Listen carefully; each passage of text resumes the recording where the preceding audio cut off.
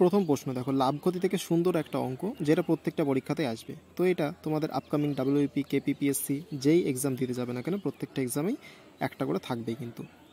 দেখো তো কি বলছে প্রথম অঙ্কটা, একটি ব্যবসায় এ, বি এবং সি যথাক্রমে 26,000 টাকা, 34,000 টাকা এবং 10,000 টাকা বিনিয়োগ করে। বছর শেষে তারা 3,500 টাকা লাভ করে। তাহলে বি এর লাভের অংশ কত? তাহলে আমরা জাস্ট বসিয়ে দাও সিম্পল এ রেশিও বি রেশিও সি।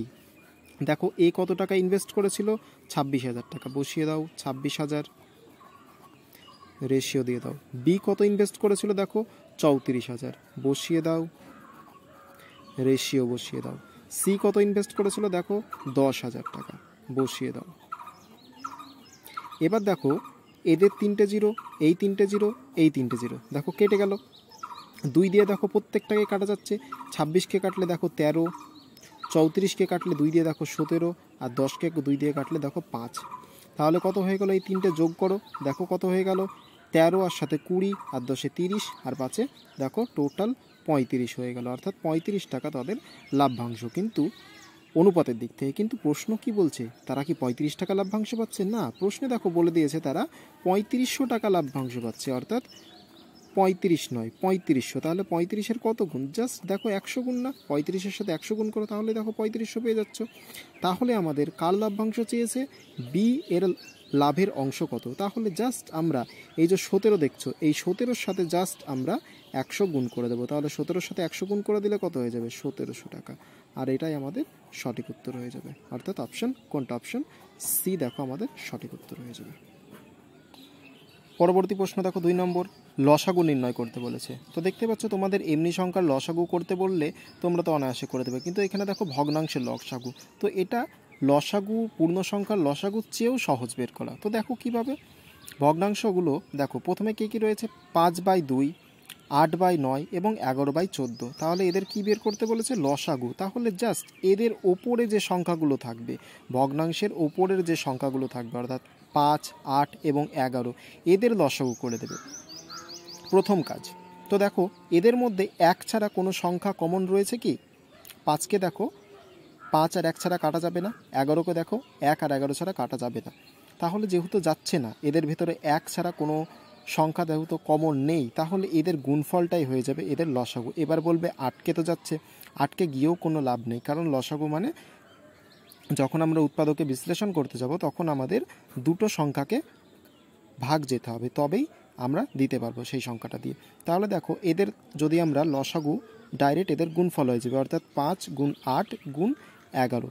তাহলে দেখো 5 আসতে কত? 40, আর 4 11 44, অর্থাৎ 440 এদের লসাগু পেলাম প্রথমত। এইবার দ্বিতীয়ত নিচে যে হরগুলো থাকবে, অর্থাৎ 2, 9 এবং 14, এদের কি বের করতে হবে? এদের বের করতে হবে গসাগু। তো দেখো এদের ভিতরেও একই একমাত্র সংখ্যা যেটা দিয়ে 2কে, 9কে এবং 14কে কাটা যাচ্ছে। তাহলে জাস্ট এদের গসাগু কত হয়ে গেল? 1। তাহলে জাস্ট এই 440কে 1 দিয়ে ভাগ করে দাও, তাহলে তো ভাগ করা আর না করা 1 দিয়ে সমানই ব্যাপার। তাহলে 440ই তো উত্তর হতো আমাদের। তাহলে দেখো উত্তর কত হয়ে গেল? 440। অর্থাৎ কোন অপশন? অপশন দেখো সি আমাদের সঠিক উত্তর হয়ে যাবে, 440। 3 নম্বর অঙ্কটা দেখো কি রয়েছে, a/b = 7/9, b/c = 3/5 হলে a b c এর মান আমাদের বের করতে হবে। তো সিম্পল দেখো a b c এর মান আমরা কত সহজে বের করে দেবো x না ধরেই। তাহলে প্রথমত আমরা অনুপাতের মতো যেমনভাবে চেয়েছে তেমনভাবে বসিয়ে নাও, a ratio b ratio c, বসিয়ে দাও। এইবার দেখো এর যে সামনের মানটা সেটা হবে এর মান, বি এর যে সামনের মানটা সেটা হবে বি এর মান। তাহলে এর মান কত? প্রথম ভগ্নাংশে 7 আর হচ্ছে বি এর মান হচ্ছে 9। সেমভাবে দ্বিতীয় ভগ্নাংশে চলে আসো, বি এর সামনের মানটা বি এর মান অর্থাৎ 3, সি এর সামনের মানটা সি এর মান অর্থাৎ 5। তাহলে বি এর মান 3 আর সি এর মান কত? 5। এইবার তোমরা বলো যে একই প্রশ্নে কিভাবে একজন বি একজন ব্যক্তি, তার মান দু জায়গায় দু রকম কী করে হতে পারে? এখানে 9, এখানে 3, তাহলে আমরা কি করব? যে কোনো একটাকে সমান বানাবো। তো আমরা 9কে 3 করা সহজ না 3কে 9 বানানো সহজ? তোমরাই বলো। অবশ্যই 3কে 9 বানানো সহজ। তাহলে 3-এর সঙ্গে আমরা কি করে দেবো? 3 গুণ করে দেবো, তাহলে 9 হয়ে গেল। তাহলে এই ভগ্নাংশে এই অনুপাতের সাথে যখন আমরা 3 গুণ করছি, তাহলে এই পাশের অনুপাতের সাথেও আমাদের 3 গুণ করতে হবে। তাহলে দেখো সমান হয়ে গেল। এইবার আমাদের বসিয়ে দাও। তাহলে এর মান তো যেমন ছিল 7 তেমনই হয়ে গেল, বি এর মান 3 3-কে 9 হয়ে গেল, আর সি এর মান 3 5 15 হয়ে গেল। অর্থাৎ অনুপাতটা কত পেয়ে গেলাম আমরা? 7:9:15। অর্থাৎ কোন অপশান? অপশানের দিকে দেখো, অপশান এতেই একমাত্র 7:9:15 আছে।